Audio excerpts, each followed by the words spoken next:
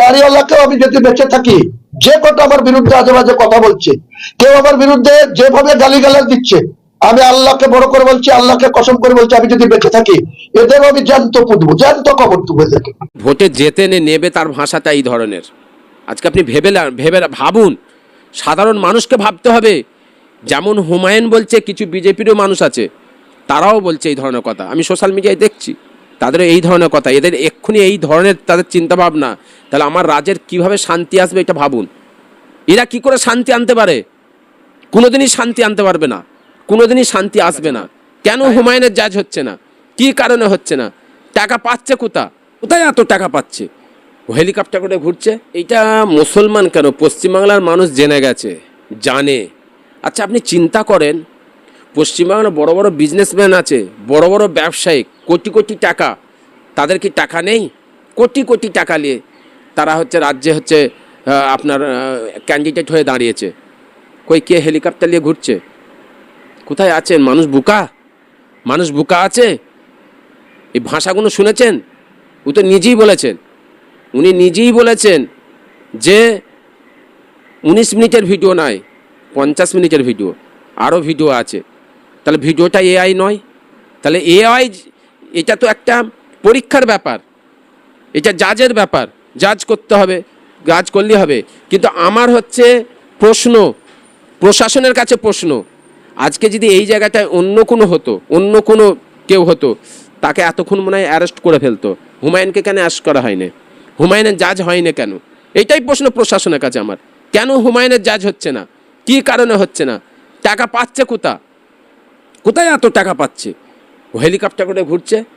এইটাই বাংলার মানুষকে জানতে হবে যে এদের সাথে দেখা যাবে কোনো জায়গায় কেউ তো লিঙ্ক আছে, কারোর তো লিঙ্ক আছে, তার জন্যে আমার রাজ্যে এই ধরনের কাজ হচ্ছে। তো এদের বিরুদ্ধে বাংলার মানুষ সচেতন, বাংলার মানুষ বুঝে গেছে এই হুমায়ুনের মতন কিছু মানুষ এ রাজ্যে ঘুরছে, যারা মানুষের ভোটের নাম দিয়ে অসহায় গরিবদের টাকা, আজকে গ্যাসের দাম কোথায় চলে গেছে, পেট্রোলের দাম কোথায় চলে গেছে, আর এদের কাছে টাকা আসছে ভোট কেনার জন্যে। তাই বাংলার মানুষকে সচেতন হতে হবে, আমার রাজ্যকে সুন্দরভাবে তৈরি করতে হবে, সুন্দরভাবে একটা সম্প্রীতি তৈরি করতে হবে।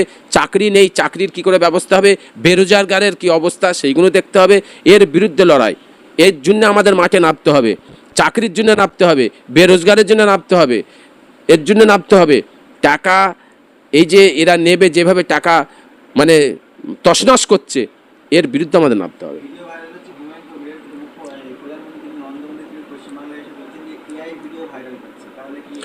না, আমার প্রশ্ন আজকে হুমায়ুন কে? আজকে হুমায়ুন হয়ে কেন বিজেপি বলবে? এখানেই বুঝতে হবে। একজন প্রাইম মিনিস্টার, প্রধানমন্ত্রী এবং স্বরাষ্ট্রমন্ত্রী, তাঁরা এসে হুমায়ুনের বিরুদ্ধে কথা বলছে, এআইয়ের বিরুদ্ধে কথা বলছে। এখানে বুঝতে হবে এটা পুরোপুরি রাজনীতি চলছে। এই রাজনীতি চক্রান্ত, রুটি শাখার চক্রান্ত, সাধারণ মানুষ বুঝছে না।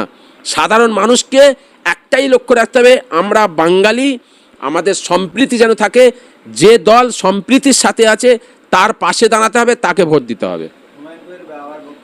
সেটা